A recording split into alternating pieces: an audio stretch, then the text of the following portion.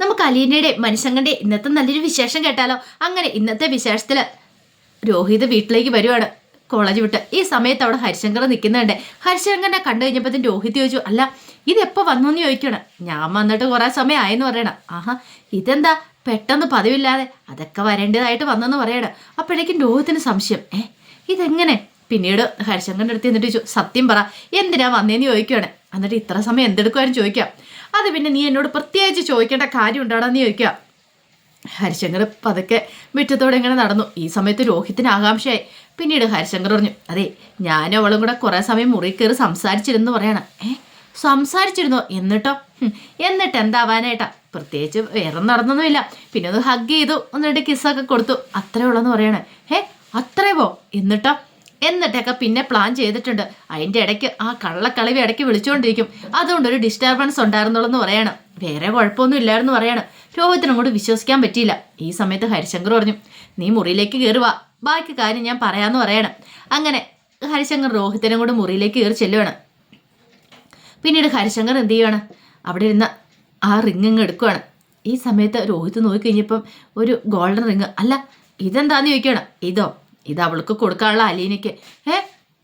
Gold കൊടുക്കാനായിട്ടാ? പിന്നല്ലാതെ 3 gram ഉണ്ട്.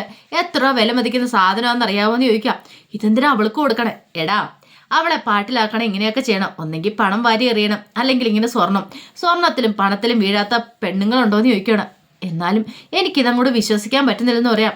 ഇത്രയും പൈസ കൊടുത്ത് ഈ സ്വർണ്ണമൊക്കെ വാങ്ങിച്ചു കൊടുക്കേണ്ട വല്ല കാര്യമുണ്ടോയെന്ന് ചോദിക്കാം.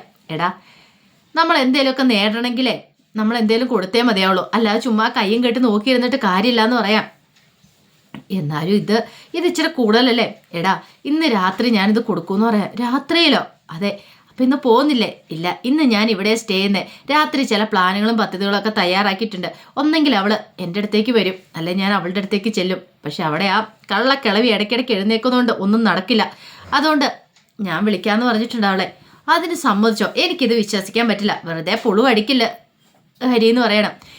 ഞാൻ എന്തിനാ പുളു അടിക്കുന്നേ? ഞാൻ സത്യമായിട്ടുള്ള കാര്യം പറയണേ. നിനക്ക് ഈ പെണ്ണുങ്ങളുടെ മനഃശാസ്ത്രം ഒന്നും അറിയില്ല എന്ന് പറയണം. പെണ്ണുങ്ങളുടെ മനഃശാസ്ത്രം? അല്ല പിന്നെ. എടാ നിനക്കറിയില്ല, ഇത്തിരി സ്വർണവും പണവും കൊടുത്ത് അവൾമാരൊക്കെ വീണോളും. ഈ എത്ര എണ്ണം. പിന്നെ ഇതാണ് നിനക്കറിയത്തില്ലാത്തോണ്ടാ. അവളെക്കുറിച്ച് നീ ഒന്നും പഠിച്ചിട്ടില്ല. എടാ നീ ഒരു കാര്യം ചെയ്യുക, ആരുമില്ലാത്ത സമയം നോക്കി അവളെ പതുക്കൊന്ന് മുട്ടി നോക്കാൻ പറയാണ്. എനിക്കത് പറ്റില്ല. എന്താ? എനിക്ക് പേടിയാന്ന് പറയാ. എടാ പേടിച്ചിരുന്നാൽ ഒന്നും നടക്കില്ല എന്ന് പറയാ. എനിക്ക് പേടി. അവളുടെ അടുത്തേക്ക് ചെല്ലുമ്പോൾ, എടാ നീ ഒരു കള്ള തലവേനയൊക്കെ അഭിനയിച്ച് കിടക്കണം. അപ്പോൾ അവൾ ബാമുമായിട്ട് വരും. ബാമു പുരട്ടി തരാൻ പറയണം. അങ്ങനെ ബാമു പുരട്ടി തന്നു കഴിയുമ്പോൾ പതുക്കെ നീ അവളുടെ കയ്യിലേക്ക് കയറി പിടിച്ച്, എനിക്ക് നിന്നെ ഭയങ്കര ഇഷ്ടമാണെന്നൊക്കെ പറയണമെന്ന് പറയാം. ഇത് കേട്ടപ്പോൾ രോഹിത് പറഞ്ഞു, എനിക്കതൊന്നും വർക്കാവെന്ന് തോന്നില്ല എന്ന് പറയണം. എന്നാൽ പിന്നെ നീ ഇങ്ങനെ ഇരുന്നോ എന്നൊക്കെ പറഞ്ഞ് ചീത്ത പറയണം. എന്നിട്ടും എന്തോ രോഹിത്തിന് അങ്ങോട്ട് വിശ്വാസം വന്നില്ല. ഹരിശങ്കർ എന്ന് പറയുന്ന കാര്യങ്ങളൊക്കെ എന്തോ എവിടെയോ ഒരു സ്പെല്ലിംഗ് മിസ്റ്റേക്ക് ഉള്ള തോന്നുവാണ്. കാരണം അലീന അങ്ങനെയുള്ള പെൺകുട്ടിയാണെന്ന് ചിന്തിക്കാൻ പോലും പറ്റുന്നുണ്ടായിരുന്നില്ല രോഹിത്തിന്. പക്ഷെ രോഹിത്തിനെയും കൂടെ ഹരിശങ്കർ ഇങ്ങനെ പറഞ്ഞ് ഇങ്ങനെ മാറ്റിയെടുക്കുകയാണ്. അവൾ അങ്ങനെയാ ഇങ്ങനെയാ മോശമായൊരു പെൺകുട്ടിയാന്നുള്ള പറഞ്ഞ് രോഹിത്തിൻ്റെ മനസ്സിലേക്ക് അതും കൂടെ പതിപ്പിച്ച് വെക്കുകയാണ്. പിന്നീട് വൈകുന്നേരം എല്ലാവരും കൂടെ ആഹാരം കഴിക്കാനിരിക്കുകയാണ്.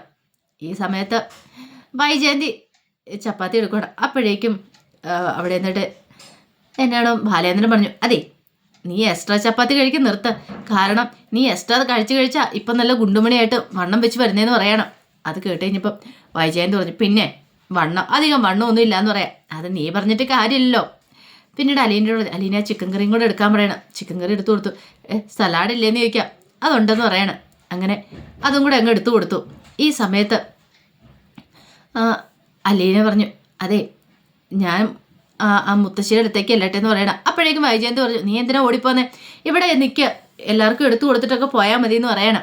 ഈ സമയത്ത് ബാലേന്ദ്രൻ പറഞ്ഞു, വൈജയ് നീ സ്വന്തമായിട്ടൊന്ന് അതൊക്കെ എടുക്കുക, നിന്റെ വണ്ണം ഇത്തിരി കുറയട്ടെ എന്ന് പറയാം. പിന്നെ എന്നെ വണ്ണം കുറയ്ക്കാനായിട്ട് ഇവിടെ എല്ലാവർക്കും താല്പര്യം. അതെ ഞാനേ ഈ ഓൺലൈനിലൊക്കെ നോക്കിയിട്ടുണ്ട്. എന്ത് നോക്കിയിട്ടുണ്ട്?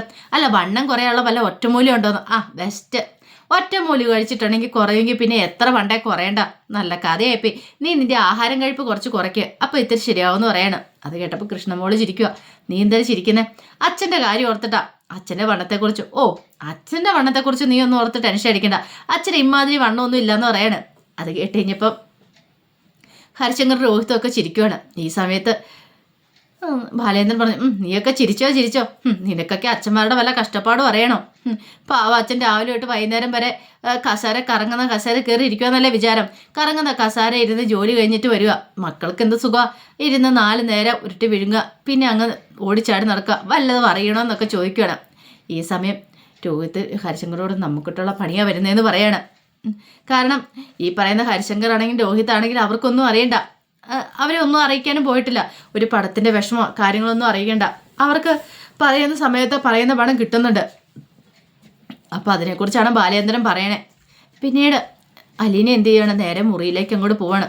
മുറിയിലേക്ക് വന്ന് മുത്തശ്ശിക്ക് ആഹാരമൊക്കെ കൊടുക്കുകയാണ്. അതിനുശേഷം നേരെ താഴേക്ക് വരികയാണ്. അപ്പോൾ പാത്രങ്ങളെല്ലാം കഴുകി വെക്കണമല്ലോ. ഈ സമയത്ത് ഹരിശങ്കർ എന്ത് ചെയ്യുക, നേരെ അലീനയുടെ മുറിയിലേക്ക് ചെല്ലുകയാണ്. അപ്പം കയ്യിൽ റിങ്ങും ഉണ്ടായിരുന്നു. റിങ്ങൊക്കെ എടുത്തോണ്ടാണ് പോകുന്നത്. അങ്ങനെ ആ റിങ്ങും ഉണ്ട് എന്ത് ചെയ്യണം, അലീനയുടെ ബാഗിനകത്തേക്ക് വിളിച്ചു. ആ സമയം സൗദാമിനി മുത്തശ്ശി നല്ല ഉറക്കമാണ് തിരിഞ്ഞു കിടന്ന്. അപ്പം മുത്തശ്ശി നല്ല ഉറക്കമാണെന്ന് മനസ്സിലായിട്ടാണ് ആ മുറിയിലേക്ക് കയറിയത് തന്നെ. കള്ളക്കളവി നല്ല ഉറക്കമാണ്, അതുകൊണ്ട് രക്ഷപ്പെട്ടു എന്നൊക്കെ കരുതിയിട്ട് പതുക്കെ വാതിലും ചാരിയിട്ട് പുറത്തേക്ക് ഇറങ്ങി വരുവാണ്. പിന്നീട് നേരെ മുറിയിലേക്ക് പോയി കഴിഞ്ഞപ്പോഴത്തേനും രോഹിത് പറഞ്ഞു, അല്ല എന്തായ കാര്യങ്ങളൊക്കെ? അതെ, അവൾ പറഞ്ഞു എന്നോട് രാത്രി ആകുമ്പത്തേനും ചെല്ലാൻ പറഞ്ഞിട്ടുണ്ട്, അവൾ കഥ തുറന്നിടാന്ന് പറഞ്ഞിട്ടുണ്ട്. എന്നിട്ടിപ്പോൾ എന്താ എല്ലാവരും സംഭവിക്കുന്ന പോലെ തന്നെ സംഭവിക്കും എന്നൊക്കെ പറയാം. അത് കേട്ട് കഴിഞ്ഞപ്പോൾ രോഹിത്തിന് ടെൻഷൻ. അങ്ങനെയൊക്കെ സംഭവിക്കുമോ? പിന്നെ അല്ലാതെ നീ എന്താടാ അത്, ഒന്നും അറിയത്തില്ലാത്ത കൊച്ചു കുഞ്ഞുങ്ങളെ പോലെ എന്നൊക്കെ പറഞ്ഞുകൊണ്ട് ഹരിശങ്കർ രോഹത്തിനെ കളിയാക്കുവാണ്. നീ കണ്ടു, ഉച്ചവരോടെ വെയിറ്റ് ചെയ്യാം, എല്ലാവരും ഒന്ന് കിടന്നുറങ്ങിക്കോട്ടെ, അതിന് ശേഷം വേണം മുറിയിലേക്ക് പോകാനെന്ന് പറയണം. അങ്ങനെ വെയിറ്റ് ചെയ്ത് നിൽക്കുകയാണ്. കുറച്ച് സമയം കഴിഞ്ഞപ്പോൾ ഹരിശങ്കർ പറഞ്ഞു, എല്ലാവരും ഉറങ്ങിയെന്ന് തോന്നേ, ഞാൻ പോയിട്ട് വരാം എന്നൊക്കെ പറഞ്ഞിട്ട് ഹരിശങ്കർ വലിയ ആളും കളിച്ച് രോഹിത്തിനോട് പറഞ്ഞിട്ട് നേരെ താഴേക്ക് ഇറങ്ങി പോവാണ്.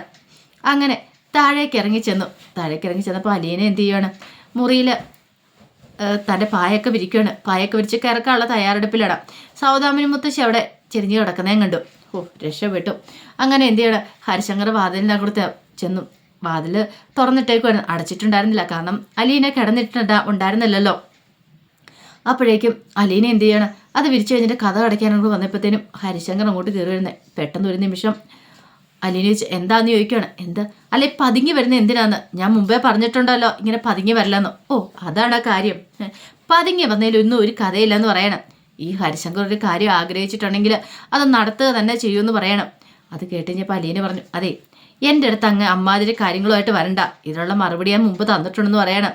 അത് കേട്ട് കഴിഞ്ഞപ്പോഴത്തേനും ഹരിശങ്കർ പറഞ്ഞു, നിനക്ക് ഇത്തിരി അഹങ്കാരം കൂടുതലുണ്ടെന്ന് പറയണം. അലീന പറഞ്ഞു, ആയിക്കോട്ടെ, അഹങ്കാരം കൂടുതലുണ്ടെങ്കിൽ അത് തീർക്കാനായിട്ട് വരണ്ട, പറഞ്ഞു കേട്ടല്ലോ, മര്യാദയ്ക്ക് പോകാൻ നോക്ക്, എനിക്ക് കിടന്ന് ഉറങ്ങണമെന്ന് പറയണം.